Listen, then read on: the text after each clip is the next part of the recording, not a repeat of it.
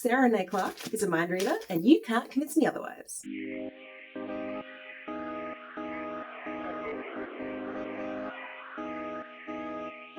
Recently, wandering up and down the aisles of my local art store, I kept glancing at the Holbein acrylic gouache.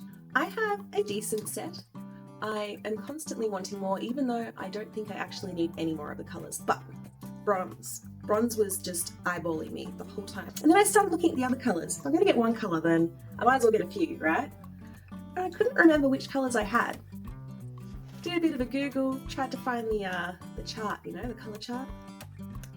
It's never accurate, especially when you're looking at it on the phone or on your computer screen. And when you print it out, it's probably even worse. Fine, I suppose I won't get the extra colours that I desperately needed when I walked in the shop that I totally came for that day.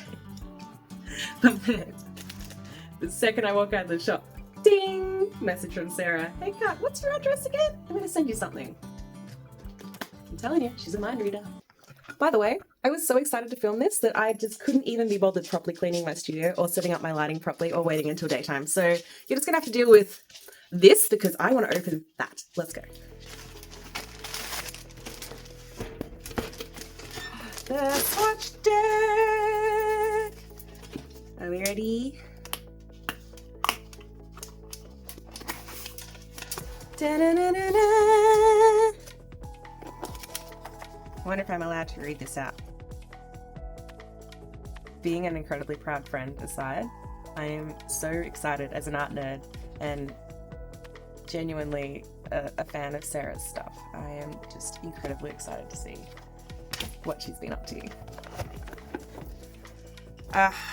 And as always, her packaging is phenomenal.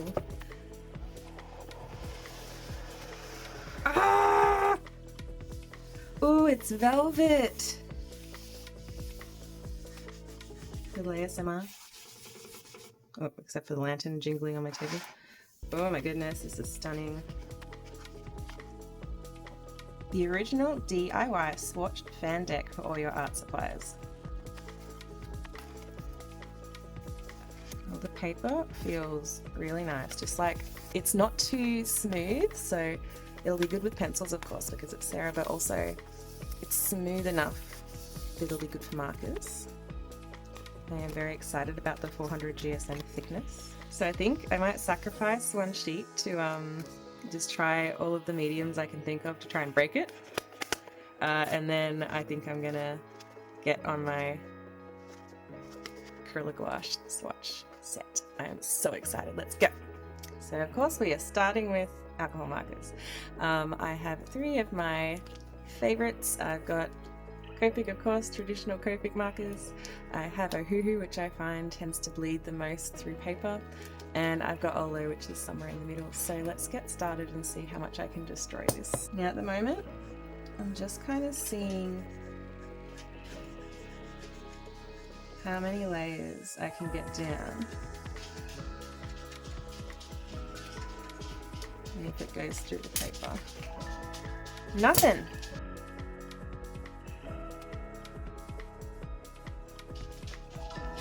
Nothing yet.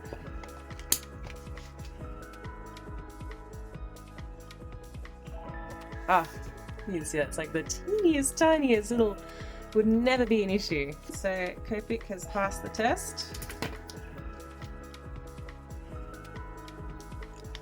Let's try Ohuhu next.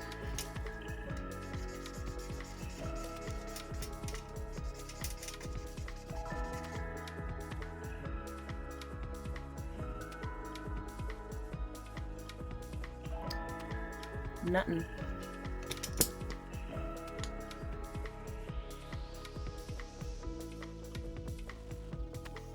Nothing yet.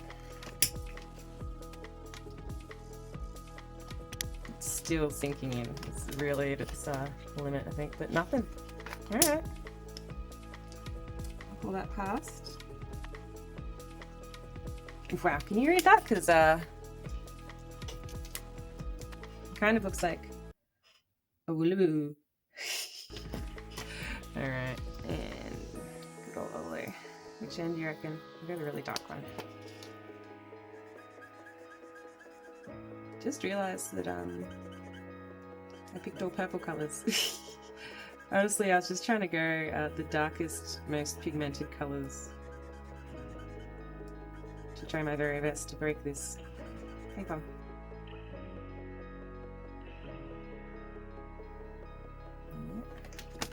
Still good. Nada, zero, zilch. Alright, well I'll call that pass because I can't see any reason why you'd need to do that many swatches.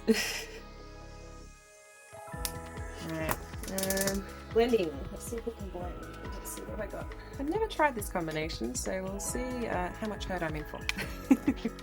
Maybe I should have tried two in the same colour family first.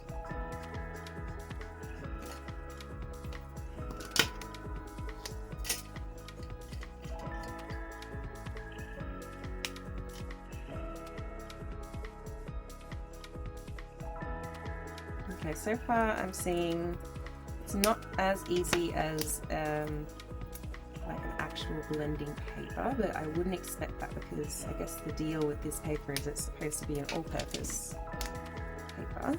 Then again, it isn't quite as smooth. But I'm not having any problems with mottling or anything. Still getting a nice blend. I actually really like it. I'm happy with that.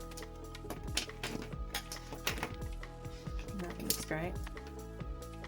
The only other thing I can think to do is actually put like an ink splotch on it and see what happens then. But I can't think why you do that, but I guess let's try it in the name of breaking stuff, huh? Alright, we're just gonna actually try and splotch a whole ink on it and see what happens.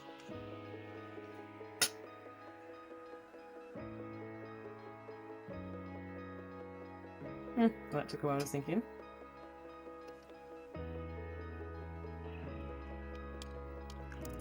Oh, I kind of like the kind of speckly thing we've got going on the edges there.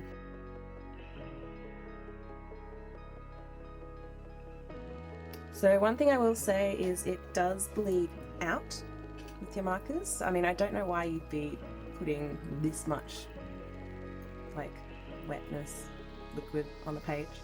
But you know, I did stay within the lines and it is definitely spreading a lot more. Who am I to judge how you swatch your swatchy swatches? But no. But still no bleed through. Alright, well that's fine. Can't break it with the alcohol markers. Let's see what we can do with some paint, huh? Maybe I can try and break it with wet on wet. Let's see how I go. Oh my god, you know what I'm just realizing? Since throwing out literally every watercolor that I owned from high school because I didn't use them for so many years, I have literally in the last month just started recollecting watercolors because I got super addicted to the Holbein.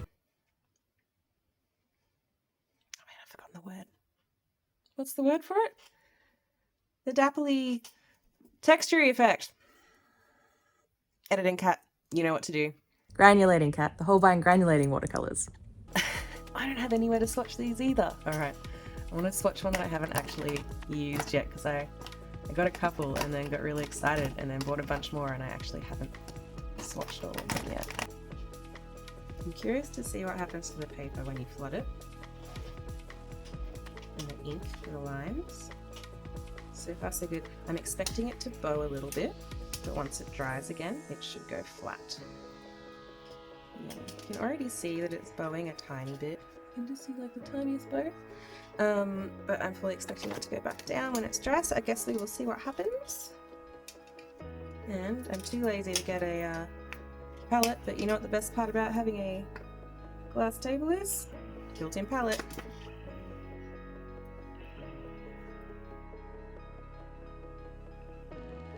Just so you know, I'm that special kind of chaos demon where I am currently using my drinking water because I couldn't be bothered getting up to buy my actual water glass. So, you know, you're welcome. Put more water on. All the water.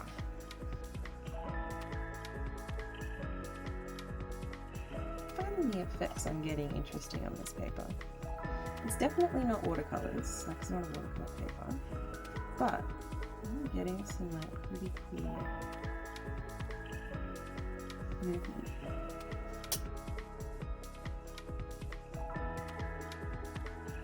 Sarah, what kind of paper is this? I kind of want to play with it. Does good things with watercolors. Well, you know what?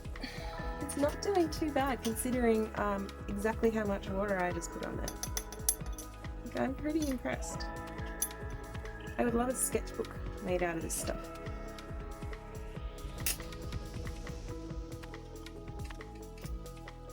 So then I could use pretty much anything in it. I almost put that back where I usually have it when I drink out of it. I should not do that. I'm going to put this over here. And I'm going to put it in the kitchen later. Editing cat, if you have not put that in the kitchen yet, go downstairs right now and go put it in the kitchen. Don't ask me why I grabbed like the cheapest paint that I have, but I wanted something sparkly. Again, gray glass table.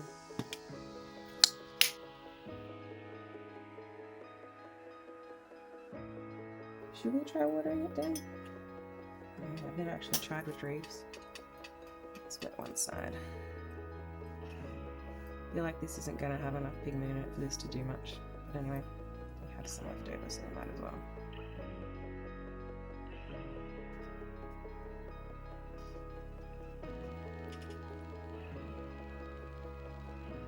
Whoa! Oh, that was cool. So that's all for me tonight. I have other videos that I need to film before I go to bed. But what I want to do is I want to go away and properly consider how I want to set out a Swatchdex, a proper one, and put it together nicely and actually spend the time on it, and come back and show you that. So I'm going to do that, and I'll pop it in this video, and then I think I might do my final thoughts right at the end. But for the minute, I did try my very best to destroy the paper, and the only thing I managed to do was that was the watercolor paper that I like flooded beyond oblivion. Like, there's no reason that you would need to flood it that much for a swatch. So I just wanted to see if I could bend it back reasonably straight, and I can. So I'd be pretty happy with that. I guess we'll see when I do my watercolor swatches. But you know, for the minute, considering how neat I was, I'm actually pretty impressed. I even like how the wet on wet for the gouache and the acrylic has dried. So I'm very, very excited to do a proper one of these. So I will be back, and I guess I'll see you as future cat. Cue the montage, baby.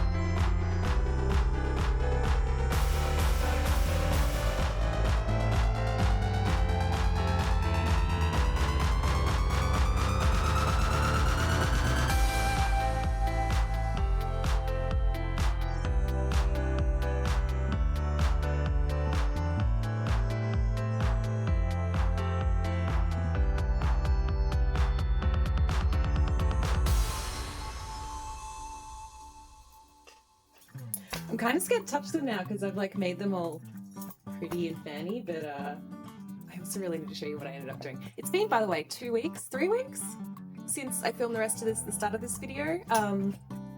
So I'm kind of behind the times now. Just had such a life happening month, but I'm actually really excited to show you these because they were so fun to make, and they look so pretty.